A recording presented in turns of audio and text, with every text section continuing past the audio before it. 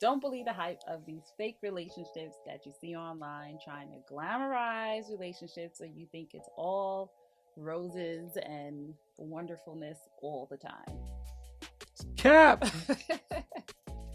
Really, what you want to be going for is longevity. So we wanted to kind of talk about what relationships are really like, because I think social media, we know social media sensationalizes everything, and it may have people feeling like, oh, their relationship is quote unquote boring, or where's the excitement? There are things you do together to make it exciting, but in terms of everyday life, it's mostly regular. What you do make it exciting? I'm talking about that. Wait, every day is regular? Yeah, but you gotta remember, so um on social media, you only gonna show the good stuff. I mean, it's everything is fake on social media. You don't get up, you don't post a picture of you in your bonnet before you brush your teeth. You know what I mean? So everything is fake. You always gonna show the good side of it.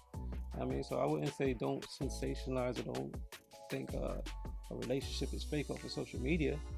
I mean, even though some of them are, but everything is fake on social media.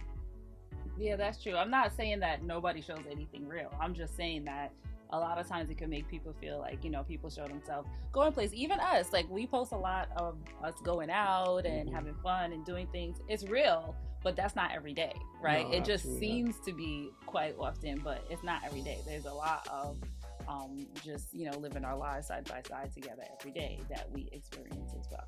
And you have to appreciate those times just as much, and if not more so, than the times where you're actually doing things together. I mean, I don't appreciate that better than vacation. Like, vacation is great times. Sorry. No, vacation is great time. That was one of the things I wanted to bring up, is that it's important to travel together because it sort of allows you to get away from everyday life stresses and allows you to um, re. Some people are better on vacation. I know we great all the time, but some people like they need that. I mean, everybody needs a vacation, but some people just act different on vacation. Some people are able to, enjoy their spouse only when they're on vacation. It shouldn't be, but that's some relationships. So relationships are mostly about companionship, because that's what it's going to be for the rest of your life. I was watching a couple do an interview, an older couple do an interview about love and relationships, and they were talking about the little things, like he makes her coffee in the morning and she makes him tea at night. I make the coffee in the morning. And I make the breakfast, lunch, and dinner. On the weekends. Exactly. The dinner is not only on the weekends. Anyways, but yes, it's those little things that you do for each other, the little things the little funny moments that you laugh with each other. That's the companionship. Sort of like being with someone that makes you feel like home, that you feel like you could be your complete self with, is what you should be looking for. Absolutely. You gotta be comfortable around your spouse. And that gotta be each other's peace.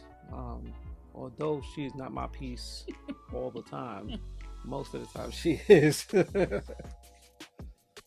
I agree with that. That's good. I like that. Being each other's peace, like a place of Good.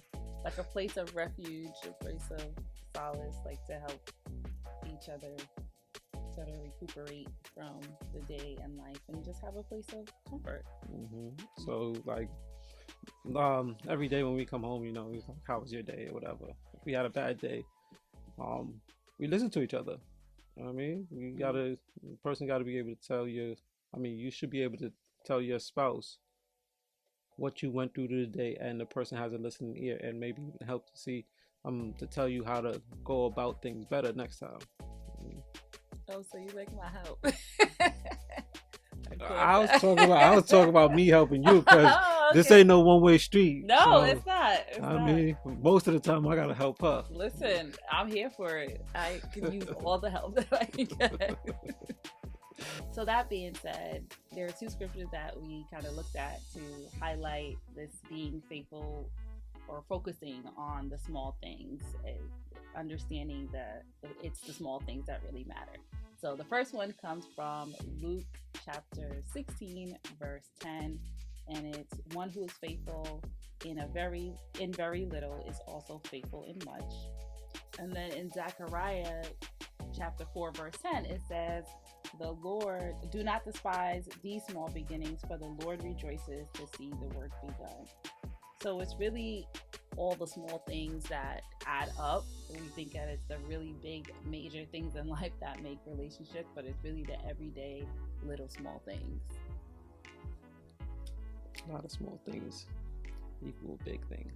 So basically, how to find the flow in everyday life. Like, one of the things that I think is important is your tolerance, because as we get older, our patience actually gets shorter, and you have to learn how to tolerate things that annoy you and deal with them and grow from them, and also check and adjust yourself to realize when you're being intolerant, when you can have more patience, so that stuff kind of grows over time. Yeah, she needs more patience. How when you're growing in your relationship, and as you're getting older, your tolerance is going to get less. So you have to basically pay attention to that and make sure that you are adjusting and being more sensitive to like the changes that are going on in your lives. But isn't that like growing together? Yeah, it is like growing together. As you grow together, like relationships are compromise. So remember, the same things you liked 10 years ago, you may not like nowadays. So you're not the same person. I'm not the same person from 20 years ago. So it's like you have to grow together, and you have to compromise sometimes. Like if I like something and you don't like it, you may have to compromise and just do what I want to do just to please me. You know what I mean? And not sexually. Because that sounded crazy to me. It has to go both ways, though. Like you said, you can't always have one person. I'm big on not losing yourself in the relationship to make sure that you both get to do things that you like to do, but also not always stifling the other person's thing that they like, or experience that they want to have in life as well. So you're complementing that, and you're getting to share what they like, and you share what you like. And I think it's good because we can tend to be stuck in our own ways, but you get to push yourself outside of what you're comfortable with. Like, there are things that we've done together, like traveling to France. That's not something you ever probably thought you would have wanted to do, but it was something I wanted to do, and then you liked the experience. I compromised a lot for that trip. I loved it, but I compromised a lot. But see, and look what happened. You had a great experience.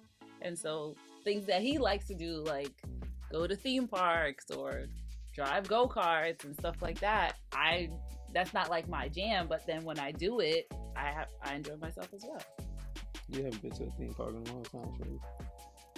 What? Don't lie to the people. Don't lie to the people. I didn't say that I have. Okay. I said that I've tried the things that you do, and I like it too. Both ways. All right, so I'm about to buy a motorcycle, and she's gonna be riding with me. That's not happening. Sorry. What you mean? No, we have to unpack that. You gotta compromise. That's not. You have to get more life insurance. All right, next we're gonna talk about connecting.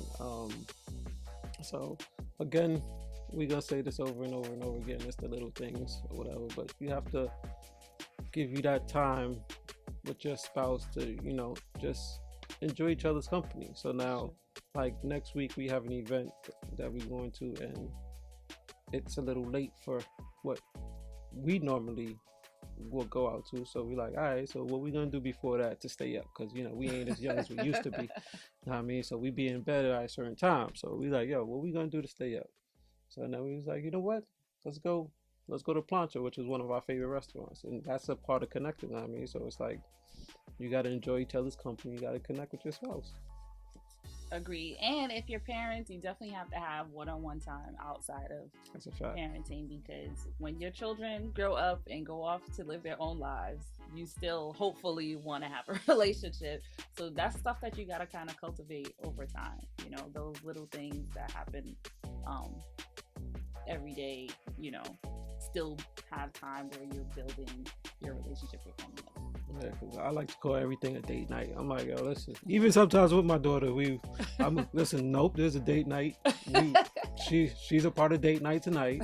But I mean, I call everything a date night, and just that alone, you know, speaking of words, date night, that shows connectivity Yeah, no, right it there. does. So Yeah, intention is important, you know, making those little efforts of, you know, intimacy. intimacy. There you go. Thank you. So I does this. I'm just saying, I does this.